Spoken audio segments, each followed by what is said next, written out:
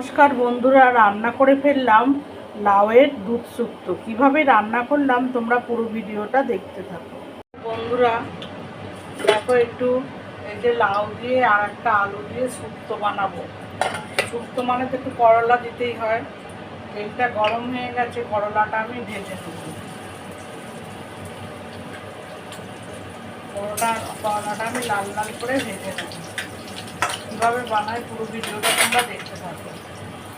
তাতে লাগবে বড়ি, লাগবে ফোড়নে 5 ফোড়ন, তেজপাতা, একটু আদা আর একটু সর্ষে বাটা।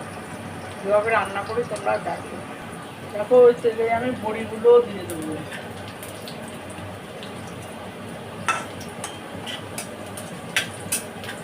লাল লাল করে ভেজে নেবো, তবে একসঙ্গে তুলে দেবো।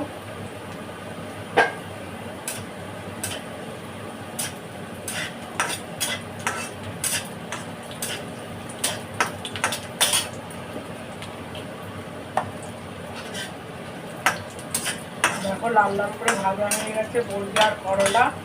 এবার আমি তুলে দিলাম। এবার আমি ফোড়ন দিয়ে দেবো 5 ফোড়ন, তেজপাতা আর আদা।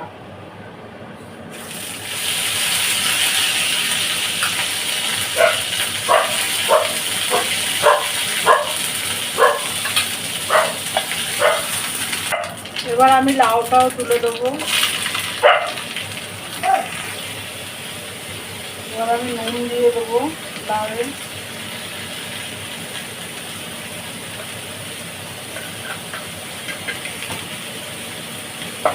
দিয়ে একটু জল দিয়ে দেবো নেড়েছে।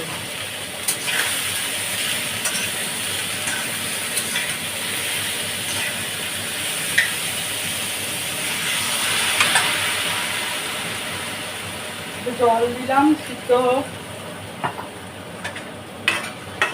অল্প একটু জল দিলাম, কারণ লাউ দিয়ে নুন দিয়েছি তো জল বেরোবে। ঢাকা দিয়ে দিলাম। লাউটা সিদ্ধ হয়ে গেছে। এবার আমি করলা ভাজা আর বড়িটা দিয়ে দেবো।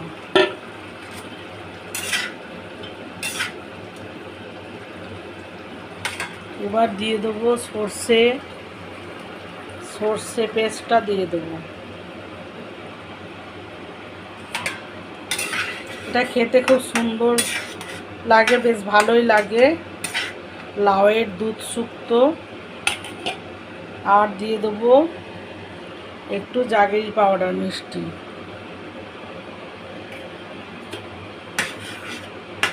লাউয়ের দুধ শুক্তো। আর দিয়ে দেবো একটু দই, দুধ দিয়ে দিলাম একটু। হয়েই গেছে বলতে গেলে, আর একটু হলে নামিয়ে নেব।